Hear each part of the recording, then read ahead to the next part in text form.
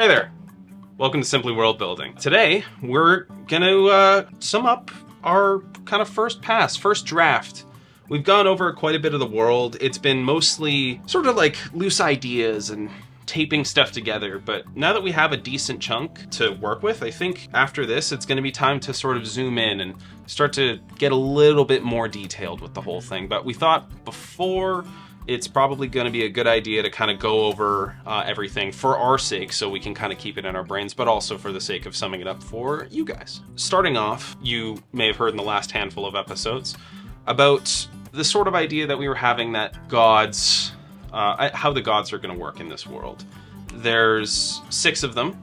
They don't necessarily cover like every possible aspect in existence, but I think that's honestly fine. And if we come up with something that doesn't really fit, we can kind of just file it under whichever one, because they're diverse enough to work with that sort of thing. They're going to act as the celestial bodies in the solar system of our world, which is going to have the interesting effect of whenever they are sort of closer or more visible, the aspects that they have are going to be more prominent in the world. Yeah, and I think it's going to be interesting whether or not we actually act on it. I think that people will have a bit of like, maybe not a superstition, but the idea that people born under certain, planets, under certain stars and moons and stuff like that kind of also inherit those attributes.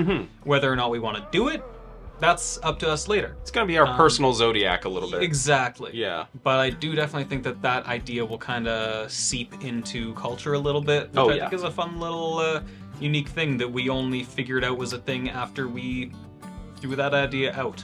Yeah. Well, this is kind of the thing about the sort of first pass, like going over your stuff once and then again and then again. Yeah. And why I think this method is cool is because we've been doing this for how many episodes now have we done? We're at like on episode 19. Cool. Yeah, so we've been doing this for 19 episodes, anywhere in between an hour and a half to like 40 minutes. Adding that up, that's a lot of time, considering our world. And we've been coming up with new ideas all the way. And so that's the best. A couple things. First off, that's the best part about world building. Yeah. But also, it's very easy to do that when you do what we said in episode 1, dangling threads. Because then you just sort of stumble into something that is inspiring and cool because you left that there to create an idea with later. And you start connecting dots and you start coming up with the ideas because you bump into, oh yeah, I left that open-ended before. Well, now I've got something cool to do with it. And it just fuels your progress for the future. So exactly, we're only getting started. So just a loose idea of what you want to start off with. Go over kind of everything you can touch on, and then zooming in.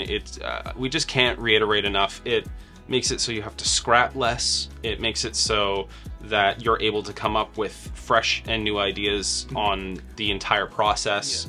And they feel more natural as well. Yeah, definitely. Like you can make things interact with each other rather than multiple adjacent ideas that are separate from each other. Exactly. Like that was the biggest problem I have in the world I've created for you guys, is the fact that since I've had to kind of create them place by place, they do have this sort of feeling of not necessarily being connected together. And I'm working on that as I go, but it's a hard hurdle once you set it in stone. It's hard to change things up as you go. And nothing is more set in stone than putting people into your world. If you write a book or if you play multiple sessions in your game, they'll remember that. Yeah. So it's really hard to change things later. So doing this gets you set up right for the future. The player will remember that. Yeah, exactly. Yeah. Adding actors, and I don't mean Leonardo DiCaprio actors, I mean like just people who interact with the world, whether that be characters or players. Yeah, there's no further way to set things in stone and be like, oh, I wish I didn't do that. And there's no better way to do that than put players into your game. It'll just make everything solid and hard to change, because all of a sudden you're accountable. Yeah, exactly. We had this sort of idea with the gods. How important they're going to be to the story is still open-ended. Who knows exactly how they're going to affect any characters, places, or things, but the idea of them floating there and being able to do anything at any moment, I think, is a good way to leave it the way it is. That's the beauty of it, and that's one thing that I do kind of want to keep going forward, is that we set up all of these things that could be inspiring and important and cool plots. Yeah. But I don't want to make a plot. Not Yeah. for a long time. Yeah. Because this is something that, like, we can have, and then people or us can then use all of these things to build their own plot rather than saying this world has this as the plot. Yeah. So you could have anything happen in a world that has these titans and these gods and these leviathans and stuff like that. They don't have to be the plot. They're Yeah. just really, really good tools for you to use if you want. They're plot hooks, Yeah. but they're not a complete plot. Yeah. The slumbering dragon, the titan beneath the desert, the rift, the chaos rift in the amplification zone. Like, all of these things are things that you could easily make a plot around, but until then, they sit there until a character or player interacts with them. Yeah. God knows, when it comes down to D&D, some DMs will just have things happen in the background, which is good to a certain degree. But when it comes down to big things like this, it's almost like Schrodinger's plot hook. Yeah. It's the dragon isn't the dragon isn't going to wake up until someone interacts with it. Exactly. And so it's again a tale of caution to what you get your players to interact with. Yeah. Off that. Yep. But we have our map laid out here, and so we're going to sum up, I think, each of the countries a little bit, but also maybe touch on how we think they might interact with each other in the future. Starting off with probably Feros. Sure. That was the one I think we had fleshed out definitely Yeah. the most next to Yothermere. Yeah.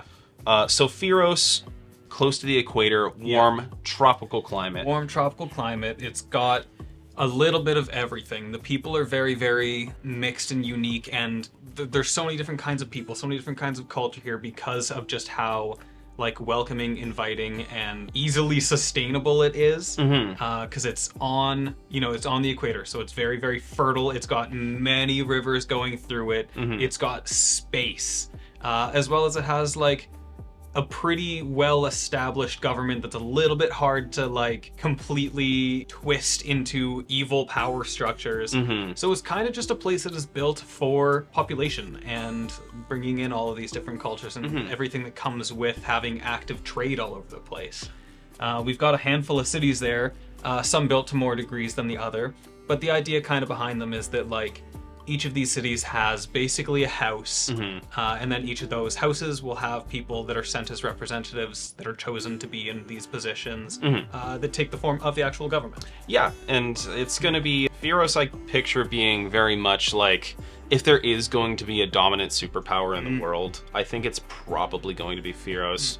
Purely because of it's going to be a very naval country, or at least a naval government, and it's going to have a naval military, which is going to ensure a certain amount of just strength militarily.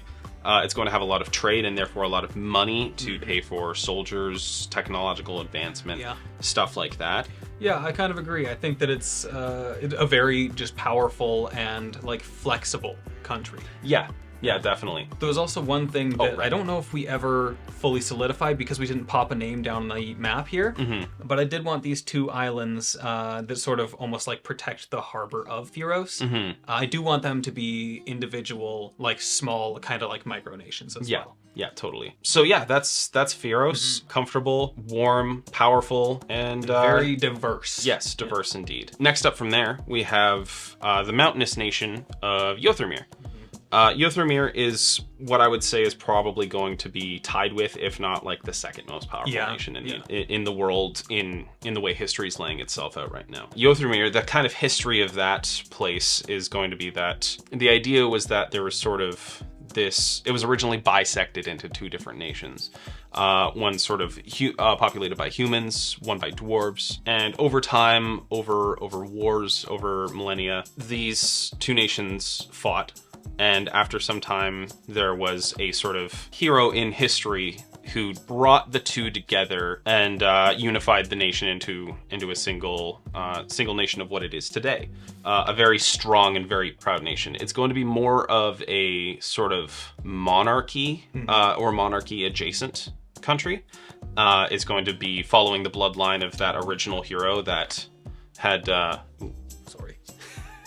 It's going to be following the bloodline of that original hero and sort of their close friends. We had the idea of this sort of saint system. There was the original hero and their certain amount of friends. Part of this whole unification was sort of a lot of marriage between one saint of one side and one saint of another, and them coming together was very, very important in the unification of these countries. We'll go into that mythos a little bit more eventually, but the unification of these two is going to be a very important piece of history for Yothrmir, for sure. And then a lot of their power is kind of comes from not only they have, like, in this entire mountain range there, different kinds of, like there was the Griffin Riders and different kinds of, like, these big, like, predator sort of, like, flying creatures that they've taken as mounts, which is also, like, a big source of, like, pride and, like, local pride especially, because you can see that, like, this area has this kind, and so you kind of take those to represent, and that it might be sort of like a coming of age thing is going to get your mount. Yeah. As well as being, like, probably one of the bigger harvester and exporter of things like metals and that kind of, like, minerals, right? Yes, yeah, absolutely. Yeah. In these two countries, we did dive a little bit deeper than we did for the rest of them. Firstly, their name. Yeah. We didn't name any other places, but it was more for the exercise of kind of showing you how to name how we name things and the naming conventions. Yeah. We'll be moving into that on these other countries soon enough. But so just so you know, that's why there's a little bit of a discrepancy. Yeah, these ones we were using as examples to kind of show some of the techniques and stuff like that at the beginning. So the other ones are going to be getting the same treatment in this second Passover once we're done the review. But yeah, Yothrmir was also the home of the Slumbering Dragon, which is going to sit in the mountain range that bisects the sort of hilly grassland region and the mountainous dwarven region. Yeah. And that's a plot waiting to happen. And we had talked a little bit about, between Yothrmir and Fyros, that they have, like, these are two old nations, and they have a little bit of tension between them. Yeah. There's a little bit of a rivalry, really. Competition, a rivalry between them. But for the grand scheme of things, they are working together, and they are not at each other's throats. But it's not a perfect, like, alliance hand-in-hand sort of kumbaya type situation. Yeah, you might almost be able to compare it to, like an America-Canada sort of scenario where, like, it's like, oh, we're absolutely allies, but it doesn't mean we're not going to throw a dig at each other every once in a while, for sure. So that was Yothrmir. Moving on, we had, at the more southern part of our map, we had the idea of what was going to be this elven nation, very in tune with nature. Yeah. They were going to be the home of this sort of elk behemoth that is sort of a peaceful sort of one of these things, and weirdly enough, kind of hard to find. Yeah. Despite its enormous stature. The dragon also hard to find in a way, but that's more of a hiding in plain sight sort of thing.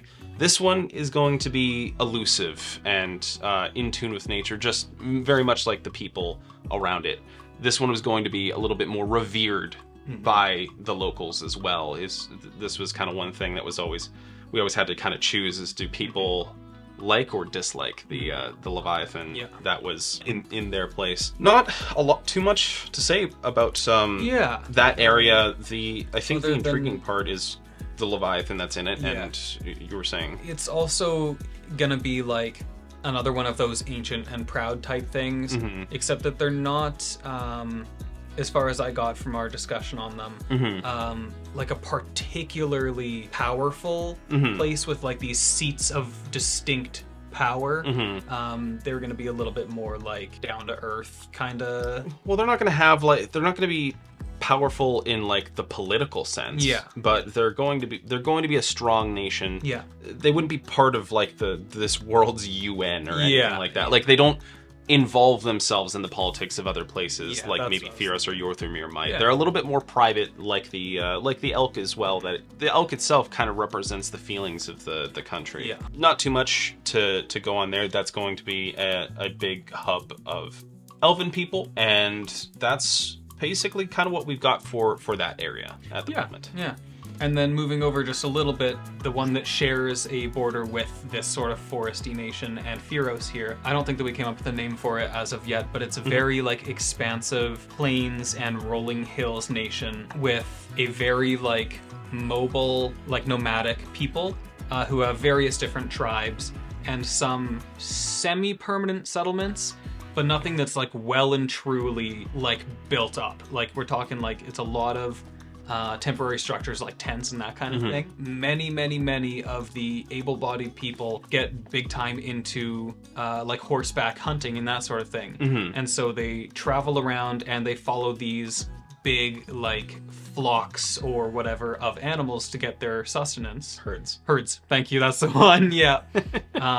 Oh, is that a flock of cows? Yeah. Yeah, I love that. And speaking of herds, one of the big threats in this location is that there was going to be, I believe we decided on bull, yeah? Yeah, big bull or something of the like. Yeah. Yeah, kind of a bighorn is Yeah. kind of what we were going for. That is another Leviathan that has kind of this power of like almost animal like control. And so it's got this enormous herd, flock, Gaggle. gaggle that gathers around, and it can kind of just like lead them on a whim. So it might be tempting to follow this enormous source of food, but then this is also the mobile enemy that could at any given time run down your entire city, just completely crush it over. And so there's a big level of kind of like cat and mouse where these like mobile horseman groups will be scouting at the same time to see, okay, it's traveling this direction. We gotta, you know, ride back as fast as we can to tell everybody pack up, we're moving over to the south or whatever, something like that. So it's a really big like open expanse of mobile food sources, mobile citizens, mobile enemies. It's just a very like fluid moving nation. And I think that's a lot of fun. That's kind of a unique.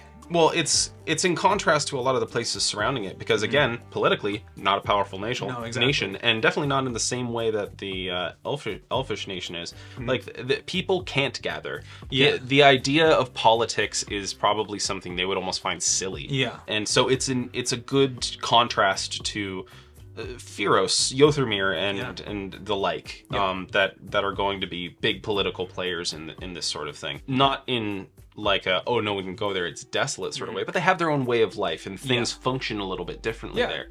And it's not to say by any means that they're unstrong. They are very strong. They need to be in order to survive. Yeah. But they're a little bit preoccupied with living, first off, just the way that culturally they have been for the entire time. But then also like are, you know, do have to contend with where do we get our meal from? How long can we have our camp here before we end up having to shift it? So they're never settled down enough to worry about getting into, well, let's set up our capital city here and then we'll have a nice stone court where we can gather and share our ideas. Yeah. No, they'll run into each other and they'll be able to interact with each other and stuff like that. But nothing that they can do in a like full-on built-up structure kind of situation. Yeah, they don't have the ability to make an organized military, so That's they're not it, yeah. politically strong that way, but they're rootin' tootin' tough. Yeah. And yeah, I really do like the Leviathan bull. Yeah. It's a fun idea that I think will be really cool. Moving on from there, we have our spooky swampland. That's I was I was stoked on this one for a long time. It's this is where we've placed a lot of very intriguing Leviathans. It's gonna have it's an area of danger, an area of death. It's a great place to chuck all of your like spooky, scary ideas because it's the spooky, scary place that like it doesn't have such a built-up population where you have to worry. I can't put this spooky, scary idea because obviously it would like, you know, conflict with I can't the put that in civilization. Feros. It's too nice. Like everyone's too busy eating coconuts and having rum and cokes. Yeah. So then you get this place where it's very sparse population. It's already got the spooky, scary vibe. So you can have your spooky, scary things happen there without it too strongly negatively impacting your actual world and politics and that sort of thing, your power centers. I think we sort of decided as well this was going to be the home of a lot of like goblinoids and orcs and stuff like that, of those types of people, because the idea of the survival of the fittest is definitely going to ring more true in an area like this. But yeah, we had some bangers. We had the big old toad. Yeah. I see you there, Lumen. We had this sort of undead moose. Yeah. We were dealing with like the idea of this gigantic centipede. We had the big spider. There's the stilt spider. Yeah, that one was killer. And then we had the scary like crescent shaped bay with the little altar island. Yeah. Like all of the area around it is like deathly silent. You can hear your blood and stuff like that. That was a cool little unique area. Yeah, as well. the Bay of Silence. Yeah. It's no, that's a cool idea too, because we haven't really delved into totally why that's the case. Exactly. It's just some sort of curse that's been placed over the land. Was it some sort of elder god? Was it a ritual gone wrong? Who knows? Yeah, we leave that until we feel like crafting up something special with that one. Yeah. Yeah, it's such a cool idea. I really would like. Just there, I'd love to. I don't know. I want to play a game in that area. I do because too. The monsters are going to be cool. There's Yeah. going to be a lot of combat. It would be fun. Yeah. I think that's mostly it for this. Side. We do have the one that's nestled up in little the Shire. the little Shire Yeah, area. this is the small world. Nestled up in between the mountains. So easy to Yeah. the furtive pygmy. Yeah. So easily forgotten. Sad. But yeah, the happy sunshine land that is right beside the death gloom swamp. Yeah, I mean, not much to say about that place though. Like in a way of like the global scheme, it's just something that people don't worry about. The people there don't worry about anyone else either. 'Cause they're not exactly like they just exude peace energy, and despite like that's not to say that they don't have any like military strength or anything, but they also only have one or maybe two routes in and out of their area, so they just block that up with whatever defenses they need, and then everybody that lives there just gets to focus on honing their. I think arts and crafts were going to be a big thing there. Yeah, and farming. Like picture like when we say Shire, like this place is very Lord of the Rings reminiscent. Like I do get the feeling that like they will have like their militaries that guard the passages and stuff, but the common folk of this place are definitely going to have a complacency. Yeah. But I just want to live there. It seems comfy. It does. It sounds nice. Yeah. But okay, so now that is the sort of eastern continent that we have set up now. Moving out west, let's see, the Triplet Cities. That was early. Cities. That was before we even started putting down cities. They were there. Yeah. They've always been there. That place has developed in such an interesting way. Yeah. Like it's had so much city development and cultural development on a micro level beyond anything else here. Go watch that episode.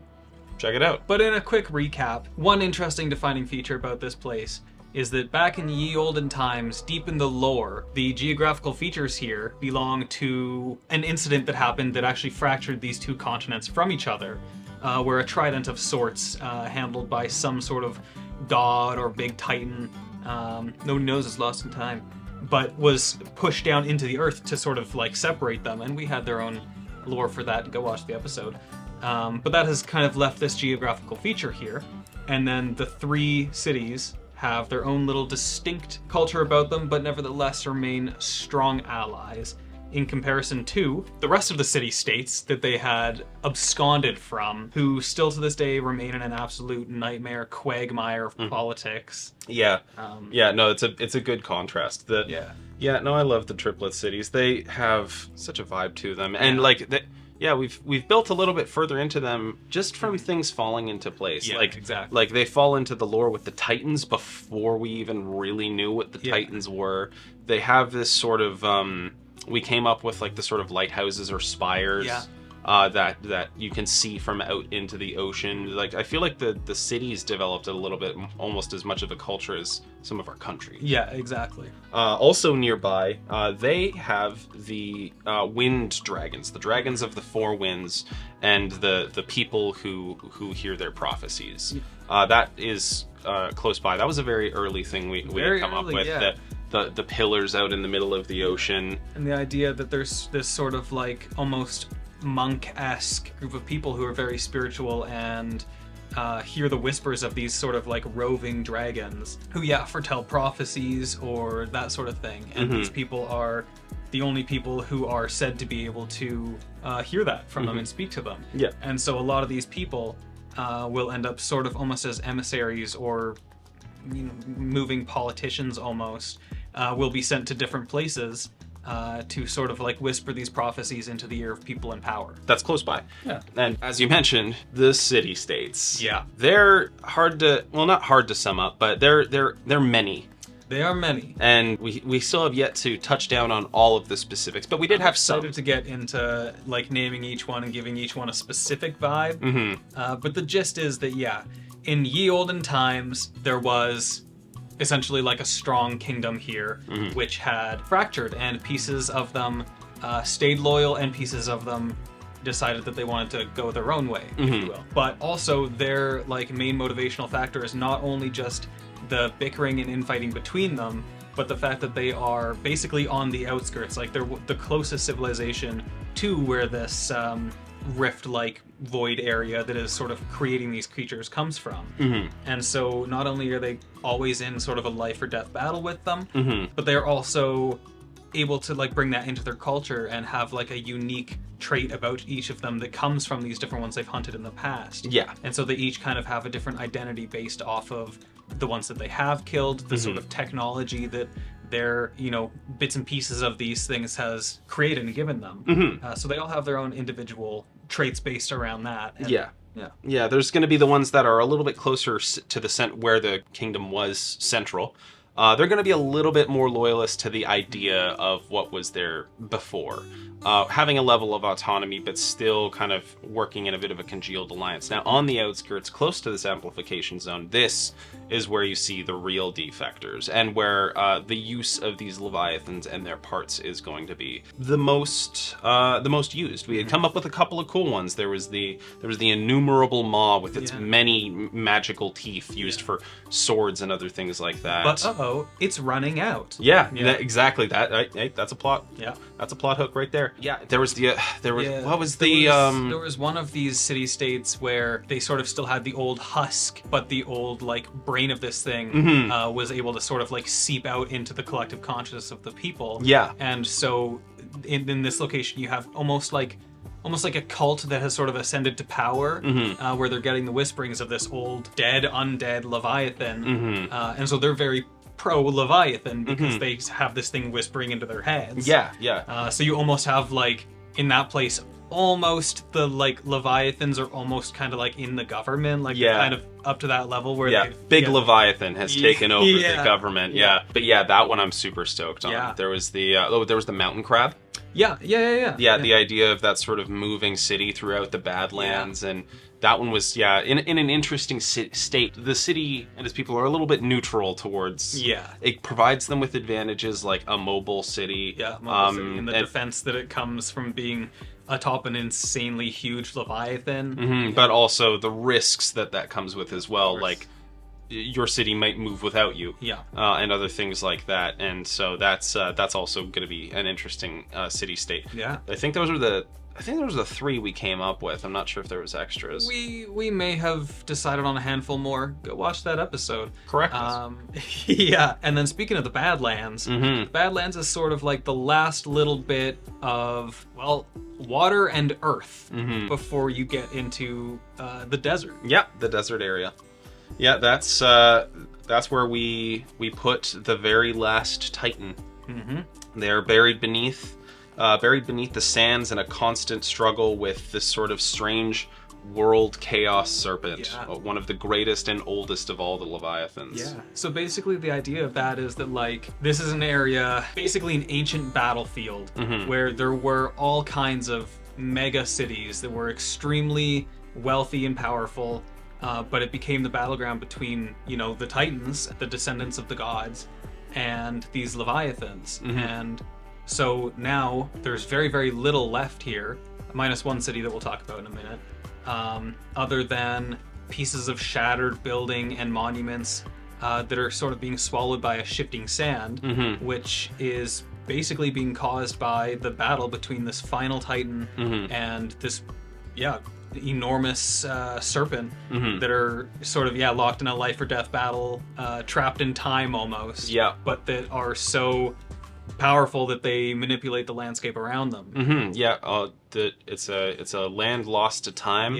And the The last bastion remaining is this final city. Yeah. The city in which there are mysterious arcs, Yeah. of which people may not understand what they were originally used for, but they definitely have their own symbolism now. Yeah. I think we went with like sort of the idea of the home and protection. Yes. These used to be wards against the terrain and also the Leviathans surrounding this area, but they since have lost their power but kept their meaning. Yeah.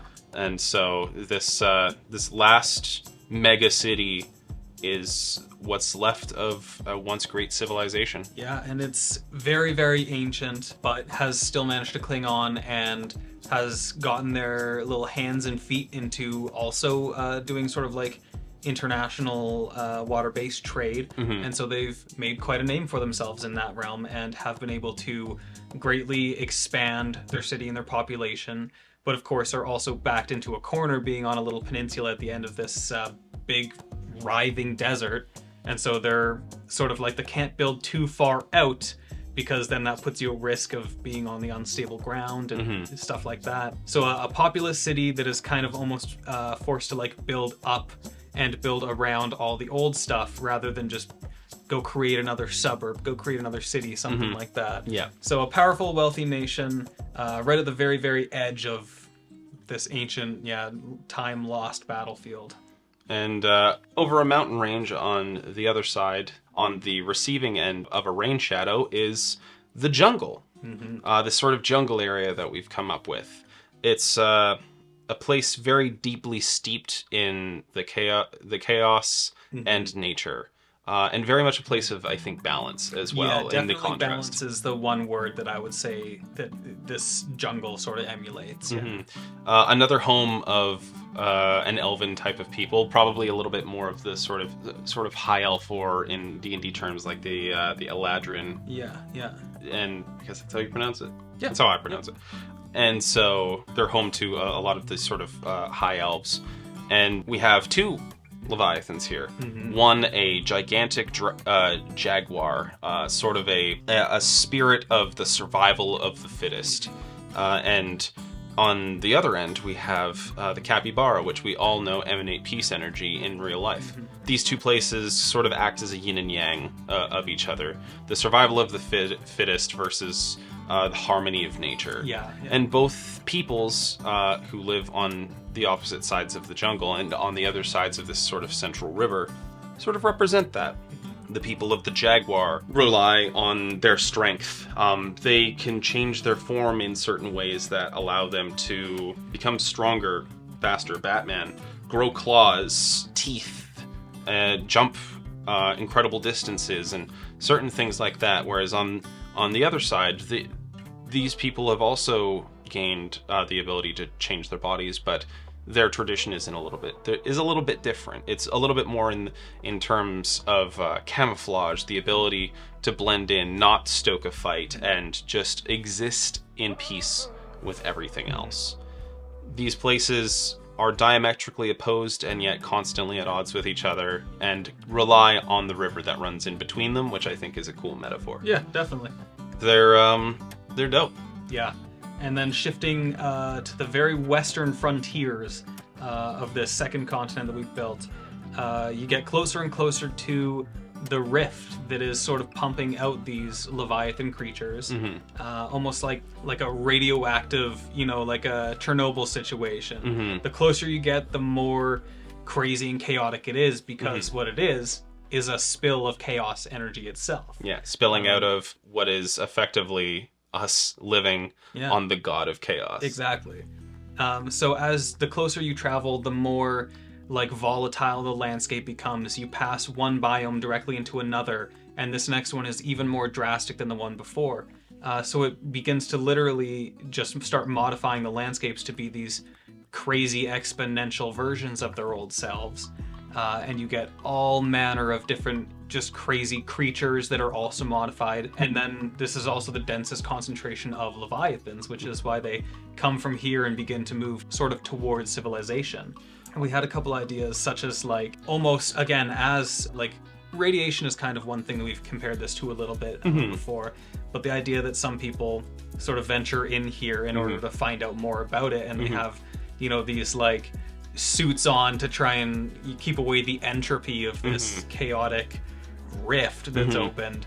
And then they're face to face with all these just crazy scenes that are beautiful and horrifying, and these creatures that are beautiful and horrifying. You could easily go from a desert to a tundra in this sort of place. Like, just the natural way the landscape works is you walk a mile and you may encounter what feel like 3 different halves of the world. Yeah. This is a place where the fundamental laws of natural physics don't matter anymore because of just how violently things have shifted due to this like burst of chaotic energy, this rift that is constantly pumping chaos out. It is all about exaggeration and change. Yeah, absolutely. Although I would like to just reiterate something, that Leviathans don't exclusively come from this rift. They form naturally all over the world. This sort of magical radiation that we've called it exists everywhere in the world and has areas where it's a little bit more concentrated than others.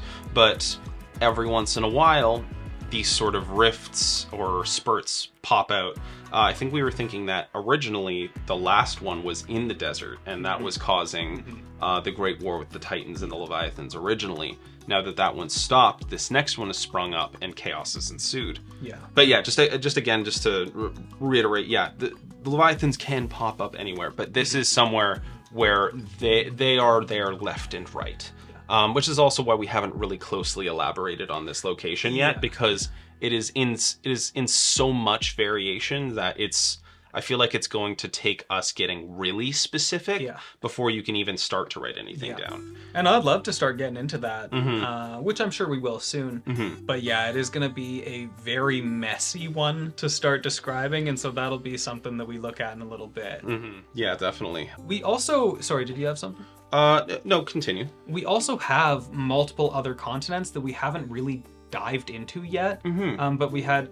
Oh, speaking of other continents we haven't dived into yet, we've got the world turtle floating around this entire That's what I was going to mention. I was like, we got one last Leviathan boy, our very first. Yeah. The very first one we... definitely not leave. Exactly. Yeah, indeed.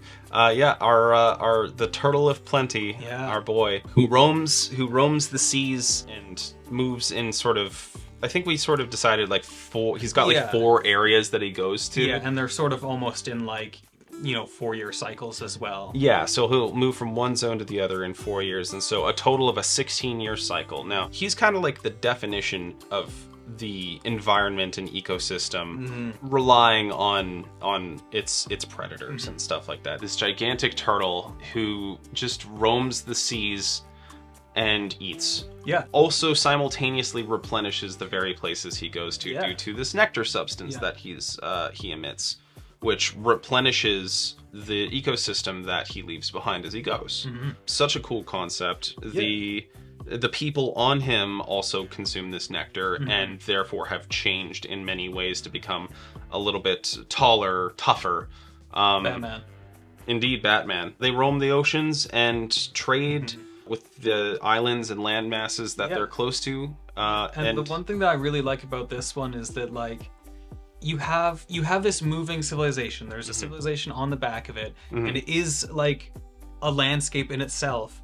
And then it travels around, and everywhere that it interacts with sort of has a different cultural meaning for what that is. And so it goes around and it starts just refilling the ocean with life. And so then the fishermen are happy, the economy and the food supplies boom. So everybody sort of sees it as a reason to celebrate. It's a wonderful thing when this turtle plenty comes back in. And so there's all these different celebrations with all these people that have different names for what this is. And it's a really interesting little piece to have moving around the board. Yeah, it don't sit on the map. Yeah. It's not going to sit anywhere. It's not going to sit still. Yeah, it's really cool to have that little unique piece that goes around and interacts with everywhere just a little bit differently. No, I love that.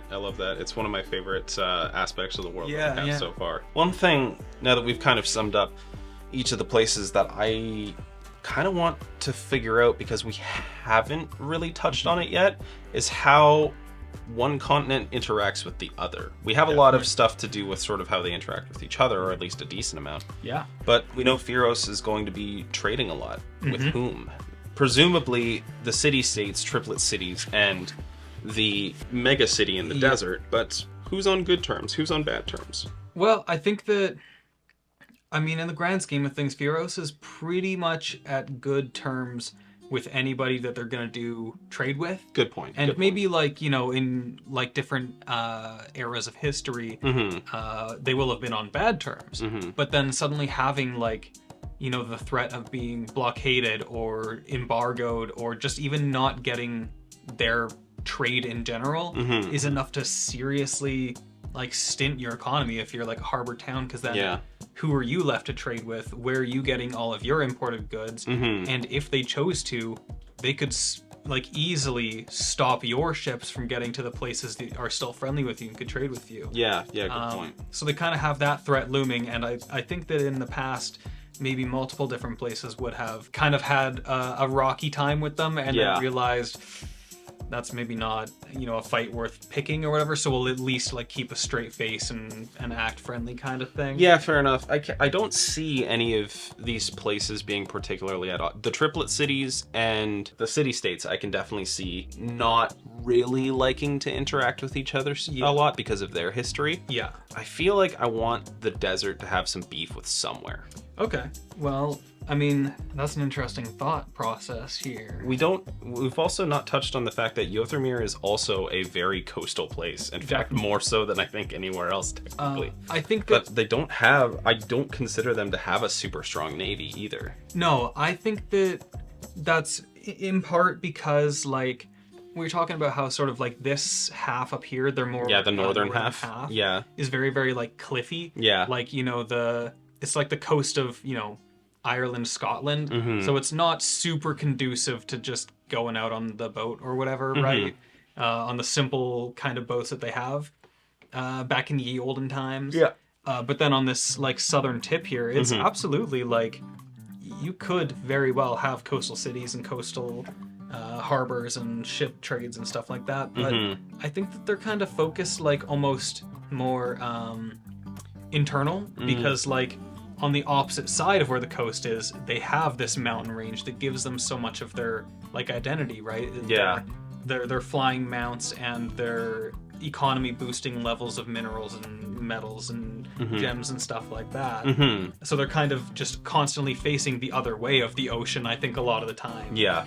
Yeah, they are a little bit more focused on the center of their lands rather than the outside. I actually kind of had a thought that either the city-states, maybe the desert, or maybe Yothermir, having a certain amount of countries are going to be upset with them because a lot of pirates may come from one of them. I was thinking either the desert or Yothermir because of their position sort of in the middle of trade. Yothermir doesn't scream that to me, though, just from the vibe it gives. So maybe the idea of, like, the deserts, it doesn't endorse these pirates or anything like that. Like, it's not something that they consider it to be a problem as well. But maybe the only problem I have with that is they're going to be working in a singular city. Yeah. And so there's not a lot of places to hide. Then again, you got a lot of desert coastline. There's also a couple of things that I actually do like about that. Okay. It's a very wealthy city that we had talked about having a pretty strong like difference in between the wealthy and the poor. Yeah. And it's also going to be a very dense city. Right. It's an entire nation, but in one city. And a lot of it is built up. And so you can kind of end with these like shady back roads and like almost the undercity. And then like there's a little bit more city built over top. The old city versus the new city. And so that's kind of the area where like it's so dense and it's so, you know, there's so many hidden ways and stuff like that. Hide in plain sight almost. Like it's easy to hide in a crowd. Yeah, and so I think that could definitely be conducive to pirates. Like they're living poor and they want to go out and get some money, so they're gonna dip their little fingers into the world of trade that is like literally going all around them because they're in the center of all of these other. That's great. I like that. It also adds a little bit more personality to a singular city. Yeah, and also a little bit more interplay between these two continents as well. Definitely. No, I like that. All right, desert pirates. It's happening. Hell yeah. Okay, that was good because I just wanted to add. I don't want everything to be super Kumbaya. Yeah, exactly. Yeah, like it can't be. You gotta have But some. you know what? Maybe conflict is a good place for us to start our next episode. Maybe. We'll talk about it. Yeah, we shall see. But this is good. We have a little bit to move on from. That's a recap for you. Hopefully you enjoyed coming along and seeing the best of Reel. Yeah, this is. I'm quite pleased with how this has turned out, and I can't wait to make it more. Indeed. Yeah. Exactly. So, thank you very much for watching, and I guess we'll see you in the next one. Bye. Bye.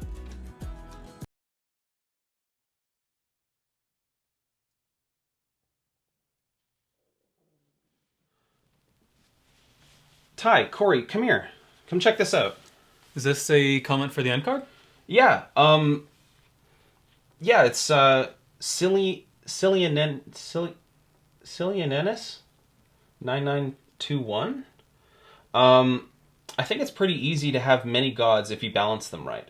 So I have a total of 5 on the top group. I have about 50 in the second ring, but these gods are likely to appear and are mainly mentioned in passing and said to be given offering. The third ring has 302 gods, which are the ones that mainly appear, but the reason I can do this is because when you write a load of myths, you can use each one when they come up. I make them, and then I need that kind of god again. I use them again. Basically, I more want to convey the idea that the group forced the unification of all of these religions, which make little sense as there is too many castes. It shows they did not try and make a centralized religion, but it failed. The fourth ring is personifications of 200 gods. The fifth ring is archetypes, and the minor gods and main ones are ascended people, queens of spirits, exiled gods, realms beyond the main ones. Grove guardians, gods of local natural things like rivers, mountains, forests, and so on. Gods create a reminder of the events venerated so that the events aren't forgotten. Personifications of certain things used in spells, basically a spiritually significance.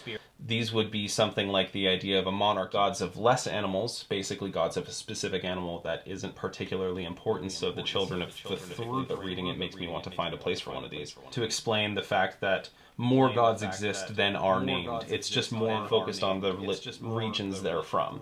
The seventh ring is dragons are also in this one. It has humans and giants and spirits. These are mostly lesser gods, basically, and monsters. The ninth ring, which is animals, you will only mention for about four or five, and maybe offhandedly referred to it, but only small. And the first 4 champions of the half-salvage. One remains kind of important, and also you have the disputed gods, only worshipped by the one, just resonance of life or something, but was warped into kind of gods who hold up the corrupt order. Skasa has been said to appear as people mean. Also, you have Emotech and the Rift being used by the corruption religion to keep tribes that mourn under their rule until the champion is an unmourned tribe dethroned natural terror in reality and connects different realities. It's also important to remember, I'd say my main example is how Moxie goddess of champion started an unmourned tribe. Also, a death god shouldn't be feared, but in reality worshipped as they connects different realities. People past. It's also important to remember outside of death. Man, somebody put that much effort into commenting on our channel. That's incredible. Thank you. Thanks a lot. Welcome to the end card.